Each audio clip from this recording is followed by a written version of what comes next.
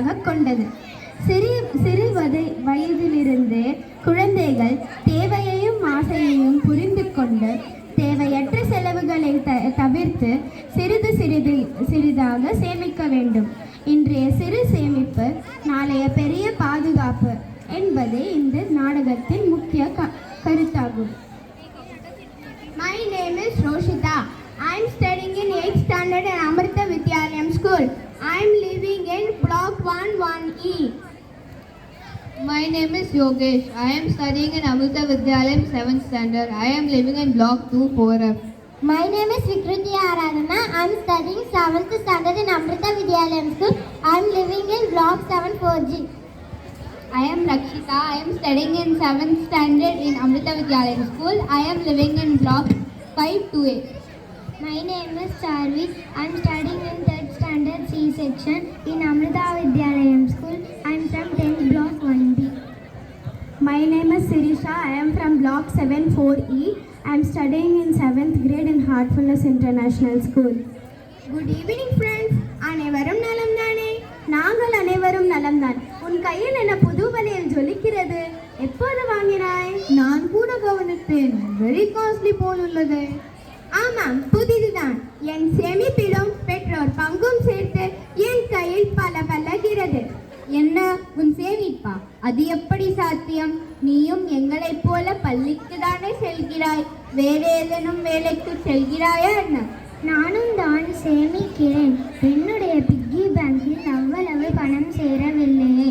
உன்னால் எப்படி முடிந்தது? அதற்கான விடை கூறினால் நாங்களும் பயன்பெறுவோமே. சற்று விளக்கமாக சொல். அப்பப்பா, எத்தனை கேள்விகள். எனக்கும் ஆர்வமாக உள்ளது.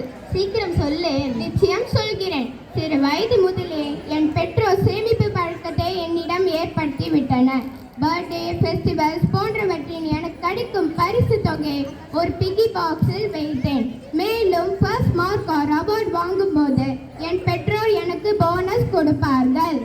ஆமாம், வீட்டில் கிளீனிங் ஒர்க் செய்தால் பெற்றோர் சிறு தொகை கொடுத்து என்னை மோட்டிவேட் செய்வார்கள் என்று கூட நீ சொல்லியிருக்கிறாய். அது மட்டுமா? பர்த்டே, தீபாவளி போன்ற ஃபெஸ்டிவல் டேஸ் அதிக உடைகள் வாங்காமல் 1 செட் or 2 செட் எடுத்துவிட்டு மீதமுள்ள பணத்தை சேவிங் செய்ததாக என்னிடம் சொல்லி இருக்கிறாய். நானும் அறிவேன். நாம் அனைவரும் வளரும் குழந்தைகள். உடைகளை காஸ்ட்லியாக எடுத்தாலும் சிறிது காலத்திலேயே அவை டைட்டாகிவிடும். நம்மால் போட முடியாது. சரியாக சொன்னாய். அவற்றை வேறு யாருக்காவது கொடுக்கலாம் தான்.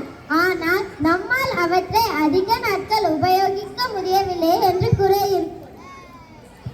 You're right. எனவே தான் தேவைக்கு அதிகமாக வாங்காமல் வேண்டியதை மட்டும் வாங்கினேன். மீதமுள்ள பணத்தை சேமித்தேன்.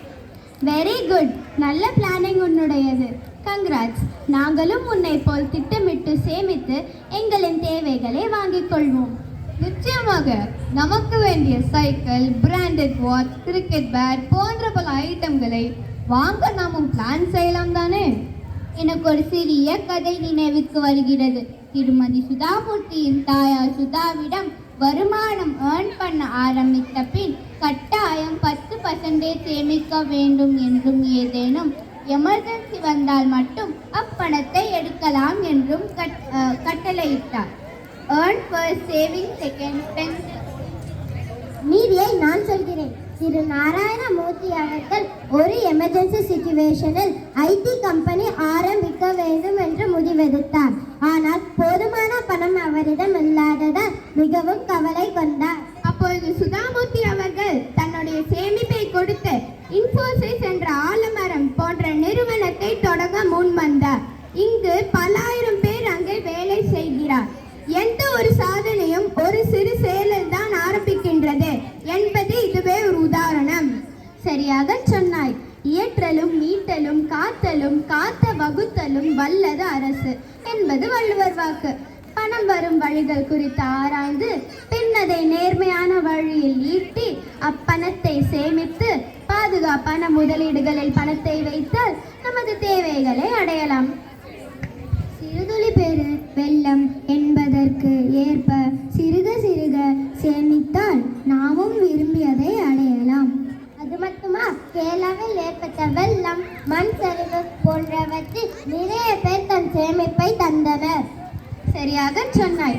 நம் நாட்டு மக்களுக்கு நம்மால் முடிந்த பண உதவியை செய்வதால் நமக்கு எவ்வளவு மகிழ்ச்சியை தரும் தெரியுமா? சேமிப்பு என்றால் பணம் மட்டுமல்ல, நீர், உணவு, மின்சாரம், நேரம் ஆகியவற்றையும் நாம் சேமிக்க வேண்டும். இதில் எதை இழந்தாலும் நம்மால் திரும்ப பெற முடியாது. Timing is very important in our daily life. Games, entertainment தேவைதான். But too much time waste செய்யாமல் கவனமாக படித்து முன்னேற வேண்டும்.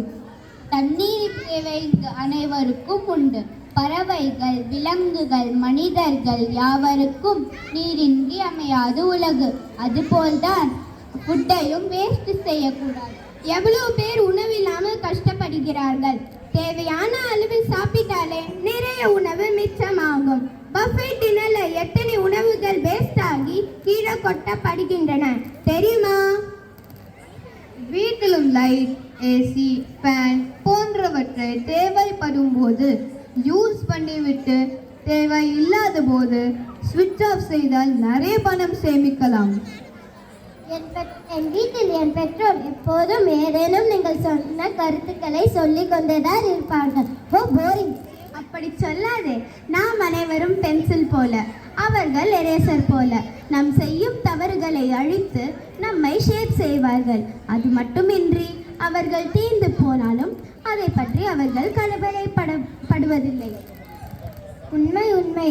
நாம் கற்கும் அனைத்து நல்ல விஷயங்களும் நம் பெற்றோரிடம் இருந்தும் ஆசிரியரிடம் இருந்தும் அறிந்து கொண்டவை. ஓகே, இனி இன்று முதல் நாம் அனைவரும் ஒன்று கூடி உறுதிமொழியை எடுப்போம். பணத்தை சேமிப்போம். பணத்தை சேமிப்போம். நேரத்தை வீணாக்க மாட்டோம். நேரத்தை வீணாக்க மாட்டோம். உணவை வேஸ்ட் பண்ண மாட்டோம்.